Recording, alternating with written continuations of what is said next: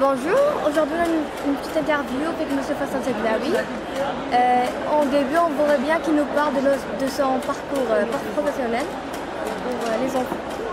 Alors, mon parcours professionnel, oui. Alors moi j'ai fait beaucoup de choses. J'ai commencé en faisant des études d'architecture que j'ai pas achevées, mais ça ne m'a pas empêché d'avoir été très marqué par une année d'architecture parce que ça m'a permis d'avoir un esprit de modélisation, de conceptualisation pour un métier qui est absolument formidable. Ça, c'est quelque chose que je regrette de ne pas être devenu architecte. Mais après, j'ai été dans les études de marché pendant près de 4-5 ans. Ensuite, j'ai été dans le marketing complètement différent de la distribution.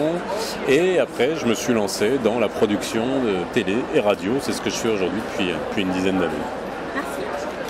Quel est le rôle de la presse dans la promotion de la sensibilisation et l'éducation environnementale pour la lutte contre les changements climatiques?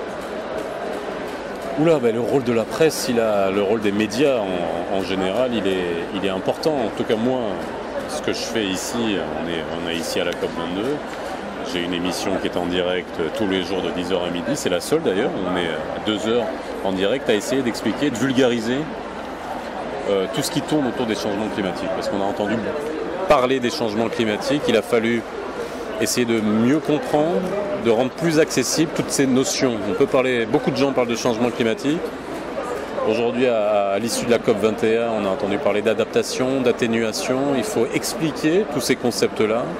Alors, il y a des professionnels, il y a des experts qui ont des jargons qui sont très difficiles à comprendre. Moi, à mon avis, le rôle des médias, c'est de rendre plus accessible, de vulgariser tous ces concepts-là. Et Dieu sait qu'il y en a beaucoup, notamment en termes d'adaptation. On sait qu'aujourd'hui, la COP22, ça va être la COP de l'action et la COP de l'Afrique, où on a besoin de fonds pour s'adapter plus qu'atténuer, parce que, vous le savez, le Maroc, c'est à peine 0,25% d'émissions des gaz à effet de serre, donc c'est pas chez nous qu'on va atténuer l'effet sur la planète, et aussi on peut étendre ça à l'Afrique.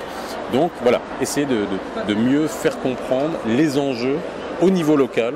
Les enjeux des changements climatiques au niveau mondial, on les connaît, mais d'un niveau local, chez nous au Maroc et plus largement en Afrique, c'est peut-être le rôle aujourd'hui des médias de faire parler des experts et de les faire parler avec un langage simple.